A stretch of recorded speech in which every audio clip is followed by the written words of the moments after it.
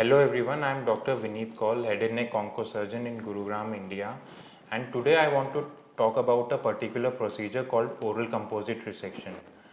Now, why is this procedure done? This procedure is actually done for advanced oral cancers which are involving suppose the tongue as well as going into the jawbone. So, in oral composite resection, we remove the affected part of the oral cavity along with removal of the affected part of jaw. Now, suppose this is the jaw and we remove suppose the cheek or the tongue and remove either a part of the bone or a segment of the bone or half of the bone.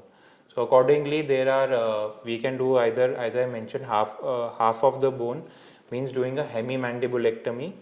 Removing a segment is called segmental mandibulectomy. So, suppose this much segment is removed. Removing just a margin means doing a marginal mandibulectomy, just a margin or a strip of the bone is cut and removed along with the other affected part of the oral cavity.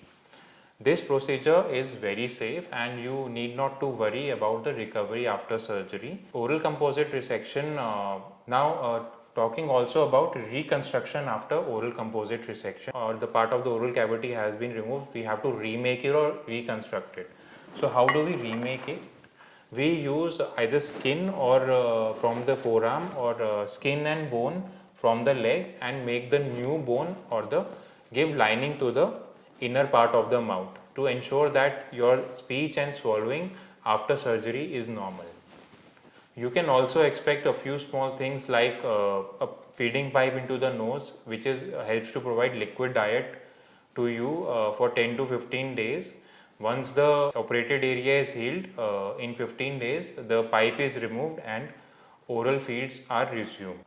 It is a very safe procedure done for oral cancers, and using the modern advanced techniques, we can ensure good oncological safety and good curable outcomes to the patient. After oral composite resection, you may also expect that some adjuvant therapy like radiation, chemo or immunotherapy is given post surgery.